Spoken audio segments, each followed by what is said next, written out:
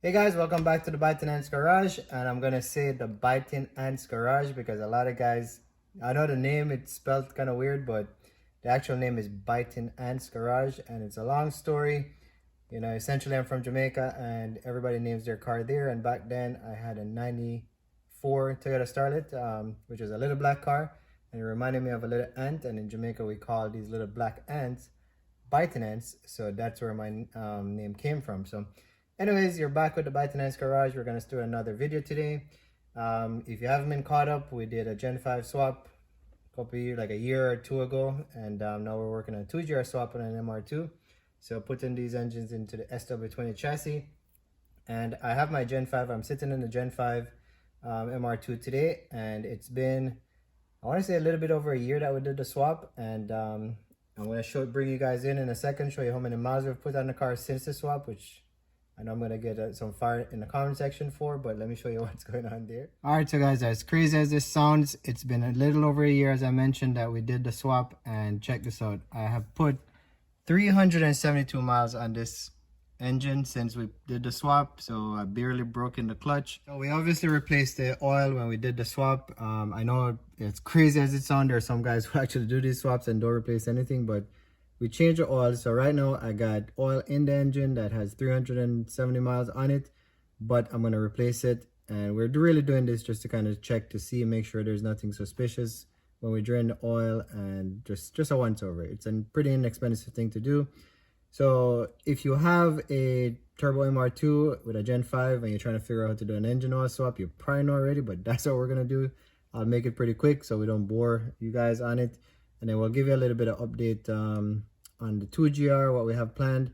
A lot of stuff coming up. I think we're going to pick up some momentum right now, but we'll talk about that later in the video. So let's get to the back of the engine and let's see what's going on. How do we get to this oil change? And I'm also going to take the time to look under the car, make sure all these bolts and nuts that we had with the swap, everything is tight and torqued and nothing came loose. So let's get to it. So here's my setup. I have the car on ramps on the back and some jack stands on the front because I'm doing a full underbody inspection, and we had replaced the radiator on this car a few months back, so I'm going to check that as well, make sure the fans that I custom installed, the original fans that or OEM fans I should say, that we installed on the aftermarket radiator, those bolts are still tight and nothing is coming loose. Then we're going to get under the car, but I wanted to get some access so it's easy to work. And if you have this X bar right here, you're probably going to want to use ramps on the back if you have them. And as we go through the video again, I'll explain why, because you could use jack stands, but then you're going to run into issue when you pull the X brace out. And you're probably wondering, why do we need to pull the X brace out? Let's just get right into it. So if you're like most guys, when you upgrade your car, you want everything to look great, so you buy this fancy X brace. This one is actually from TCS, so check out TCS, good guys. Do a lot of work with them and they provide a lot of parts for me, so gotta shout out TCS. But the challenge with this X brace is, if you have a Gen 5, if you see the oil filler here, it's pretty tight if you put an X brace in. As a matter of fact, we had to buy this custom oil cap that TCS sells just to kind of get clearance and have the ability to fit an X brace into your car. So if I pull this thing, we can get it up, but we can't get it out, right? So we have to remove the X brace. So I'm gonna have to take that off so we can refill it. So that's something to bear in mind. Now there are 3 bolts for the studs here, 2 right here, 1 in the inner. Technically you can pull these 2, and if you were on jack stands, then your struts would kind of be, they'll be floating with just 1 bolt. I don't like that to happen, so that's the reason why I put the car on ramps in the back. So when I pull these bolts and get the X brace up, the coilovers are not like floating because the ramp is putting pressure on the wheel, which is keeping up into the strut well here. So just very simple thing to consider. But with that said, that's all we need to really consider with the top of the engine. Everything else for the oil change happens under the bottom. We're just going to fill from the top. So with that said, let's head underneath. Let's find where our oil filter is, the oil bong, so we can drain that oil and get moving on that.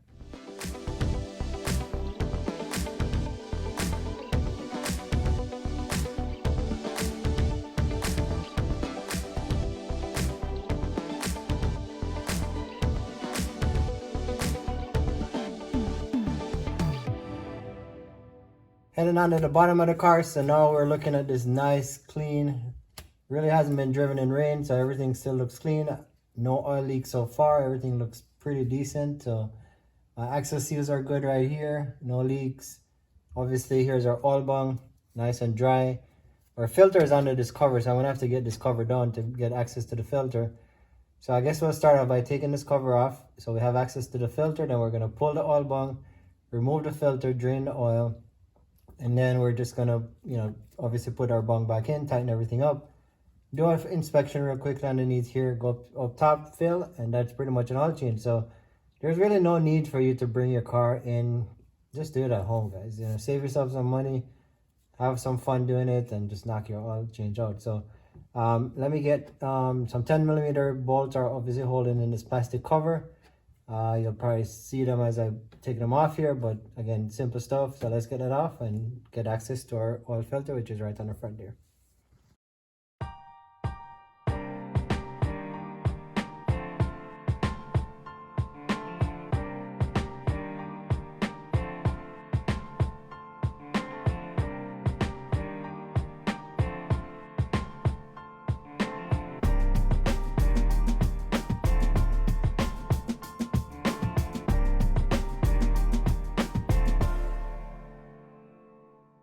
Alright guys, so as you can see, we did an oil change 300 miles before, and that's pretty dirty to me.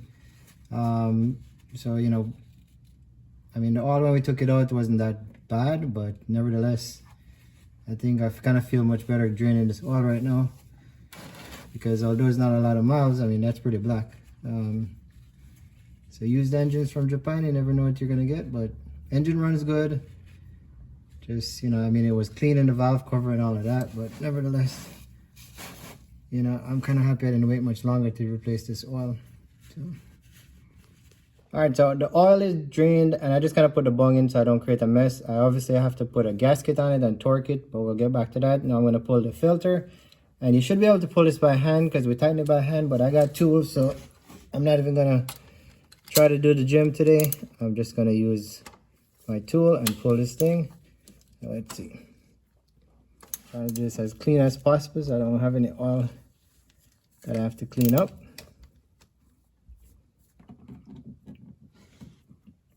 I'll just let it drain so it doesn't create a mess. So anyway, spin it off, and then we're gonna go get our new parts, our new gasket for the bung, put that in, and that's it, guys. This is the hardest part of doing an oil change. Let's check out this oil. Yeah, for 300 miles, I tell you, this filter was working. Wrapping it up now, so we're gonna put in our new filter. That's our Toyota part number if you're looking for a Gen 5 3S GTE. I think these are generic across the board for these engines, but anyways, if you're looking for Toyota, that's it. Here's our filter. Comes with a nice little plastic guard. So what we're gonna do, we're gonna remove this, and we're gonna basically, I think it's pre-greased here, but it says to throw a little oil around the ring. So you just put a little oil on your O-ring, and it just helps to seat the O-ring once you get it back on the block. So put a little oil on that. Some guys fill it here. I'm not gonna do that, especially, I mean, in this case you could. On the Gen 2s, it's here, so you can put the filter like that so the oil will drain out. In this case, on a Gen 5, it goes upright. So technically you could fill some oil in there. I've never really done that, and some guys do, some guys don't. Kind of personal preference, but anyways, that's it for the filter. And then you get a new gasket. So this is the old one that we took off. I have a kit with gasket, so we're gonna drop a new gasket on your plug, and we're gonna go down and we're gonna bolt everything back up. I do have a torque wrench if you're trying to figure out torque spec on this, 15 foot-pounds for the 3S GTE. So that's what I'm gonna do. And of course, you could always hand tighten it, but I like to torque stuff, as most of you guys know. So that's it.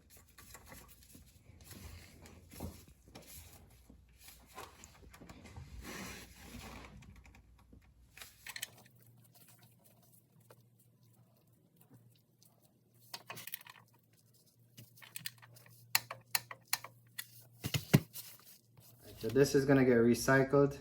So I'm just gonna pour it in a container. We'll take it to the local recycle center. So if you're doing it at home, you gotta be responsible and make sure you are also disposing of these things properly. So bring it to your local recycle center. I'm sure everybody has one, and they'll take care of it and handle it appropriately. All right, guys, so we got the oil filter replaced, we got the oil bung and gasket replaced. That was torqued down. I'm just gonna go, since I'm under the car here, check all just random bolts. I'm just gonna, pull on them just to make sure nothing came loose. I mean, I doubt it and everything was torqued, but it never hurts to check again. So checking engine mounts, checking subframe bolts, just kind of going generally and just seeing if I find anything that is out of place. So far, I've checked the suspension pieces, everything seems tight. I want to inspect these axle boots just to make sure everything is good. So looking underneath here, none of the boots are busted. I was concerned because the exhaust run is pretty close to the axle boot on this side. I actually had to put a spacer in here to drop this exhaust when we put the swap in, because it was literally sitting on the axle. So again, we double checked that, not a lot of miles. I did pull the inspection cover for the gearbox and just looked in there. It's all nice and dry. AC lines are looking good. So just an overall general check when you're under here. I mean, is there anything specific I'll tell you? No, just look, and hey, if something looks abnormal. These coolant lines, the clamps, I don't like these worm style clamps, which are right here. So, when I initially did the swap, the heater hoses were leaking a little bit. I pulled on them to tighten them up, but I just don't think they work pretty well. So far the radiator hoses are fine. When I look on this side on the back of the engine, one of those heater core lines, it looks like it's dripping a little bit. So I'm gonna keep an eye on that, and possibly change these worm clamps for the constant tension clamps. But so far that's the only thing I'm seeing under here. Everything else so far seems to be properly torqued, no issues. So with that once over, we're good to go. We're gonna head up top. We're gonna remove that X brace, get some oil in this engine, fire up, and see how it runs. So this is quite interesting. So I went underneath the car, I didn't find anything wrong, and then I started looking up top, and look at that axle. So this is on the driver's side, the inner boot. So CV inner boot on the axle is busted. That's quite, I don't believe these have been replaced. I think this is part of the original boot from 93. So I'm gonna have my work cut out for me here. So probably see an upcoming video, we're gonna have to replace this. Typically I take this to a shop, but I think I'm gonna try to attempt this myself. So let's see, is this a DIY? Who knows? But in order to get this axle out, we're gonna have to drain the transmission fluid all over again, pull the spindle on the driver's side, and then figure out how to replace this boot. Well, this is my first time changing the oil with the X brace in place, at least on the Gen 5. So I don't know, I think I'm gonna try to pull these outer bolts here, and hopefully I can lift it up and where I can get the cap off so we can fill it. I'm hoping I don't have to pull everything, but let's see how it works out.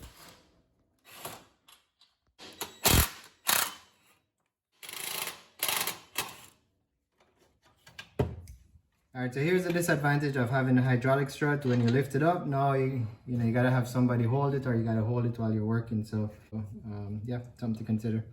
So now I'm gonna try to see if I can just lift this X brace up a little bit to be able to get this cap off. And if we can, then we might be able to fill this without getting this entire thing out. It's very, very tight. Yep, there we go. So just a little bit of adjustment. You really don't have to take the full X brace off, which is a big help. And just looking in the engine, it looks clean in there as it did before. So let's fill it with oil. I'm gonna put 4.5 quarts in this Gen 5 3S GTE. The proper procedure, you fill maybe to 4, keep adding, check your dipstick. I'm not even gonna do that because the last time I did 4.5 and it was fine. So that's what I'm gonna work with. Feel free to do, how you guys feel comfortable with it, but that's what it calls for around 4.5 in the Gen 5.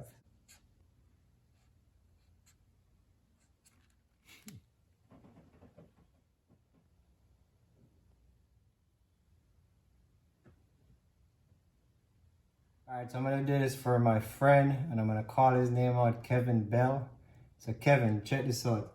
I'm supposed to be perfectly aligned because I'm putting in 4.5 liters at this point in this engine, and I'm probably off by a millimeter. So Kevin, I'm gonna make sure that I get the millimeter out of the thing so the engine is not short of oil. For most of you guys, you probably won't get that joke. For Kevin Bell, you'll get that joke because he always tells me just send it, but I'm not sending it, I'm getting it perfect.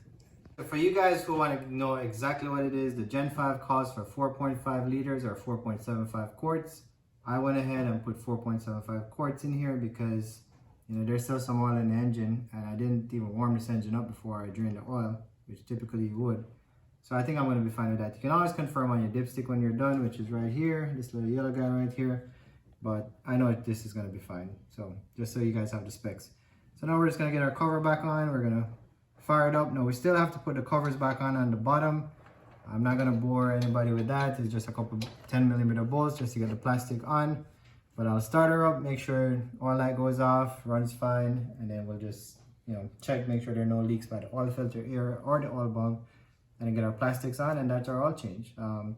So, you know, not a very technical process today, but hey, we all need to do a routine maintenance on our car.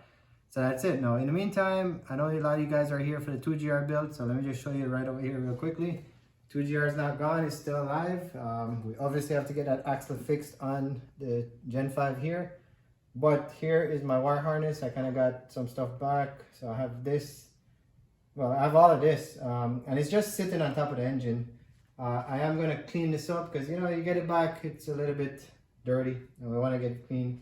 So next video we'll do full clean. I'm going to wrap it with some of the special tape here that they use on German cars. So I got to buy some more of that. And then we'll get this all installed so everybody sees, you know, what sensors, what wires, what does the new harness look like. And then we'll get everything installed so you guys can see what a 2GR FE wire harness looks like, a converted one to work in our MR2. But yeah, guys, we're moving along. Some more good news as well.